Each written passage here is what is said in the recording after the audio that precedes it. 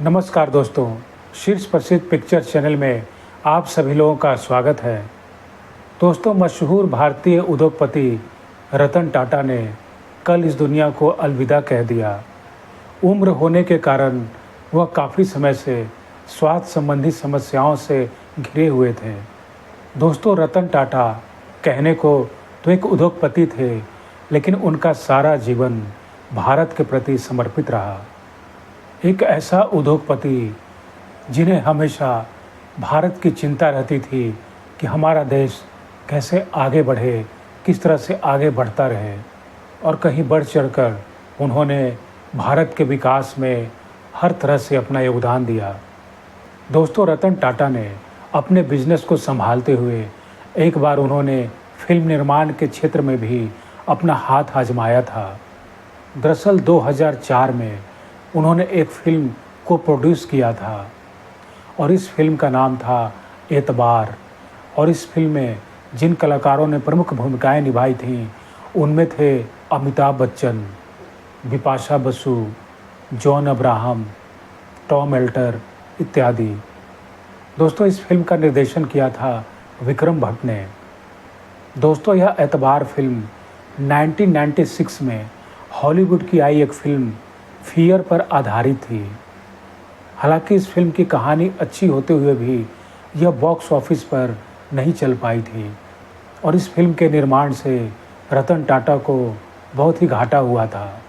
उस दौरान इस फिल्म को बनाने में करीब 9 करोड़ 50 लाख का बजट लगा था और यह फिल्म सिर्फ 7 करोड़ 96 लाख रुपए ही कमा पाई थी। यह फिल्म अपनी पूरी लागत भी नहीं निकाल पाई थी और इस फिल्म के बाद से रतन टाटा ने कभी कोई दूसरी फिल्म नहीं बनाई। एक तरह से कह सकते हैं कि फिल्म निर्माण के क्षेत्र में उनका अनुभव बुरा रहा और यह उनकी पहली और आखिरी फिल्म थी। दोस्तों, रतन टाटा जिंदगी भर अविवाहित रहे।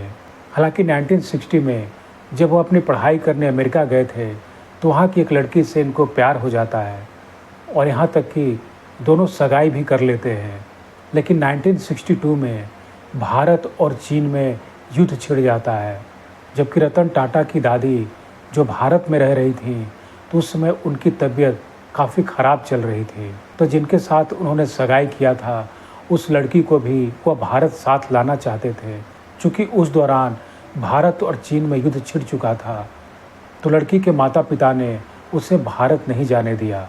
हालांकि रतन टाटा ने उन्हें काफ़ी समझाया पर लड़की भी भारत जाने को तैयार नहीं हुई और रतन टाटा अपनी दादी के पास वापस भारत लौट आए तो रतन टाटा की सगाई टूट गई और इस वाक़या के बाद वह लड़की और उनके माता पिता ने भी रतन टाटा से कोई संपर्क नहीं रखा।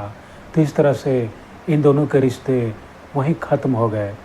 हालांकि कुछ समय के बीतने के दौरान रतन टाटा के संपर्क में अभिनेत्री सिमी गिरवाल आई और दोनों एक दूसरे को पसंद भी करने लगे थे और यहाँ तक कि शादी भी करना चाहते थे।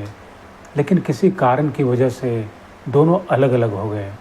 उसके बाद से रतन टाटा अपने बिजनेस के काम में पूरी तरह से समर्पित हो गए और फिर उन्होंने कभी विवाह के लिए नहीं सोचा और जीवन भर वह अविवाहित ही रहे।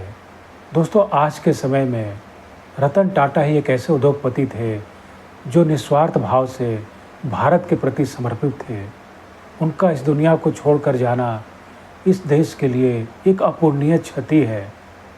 दोस्तों, इस महान आत्मा को हमारी टीम और हमारी प्रिय पाठकों की तरफ से भावभीनी श्रद्धांजलि अर्पित करता हूँ। धन्यवाद।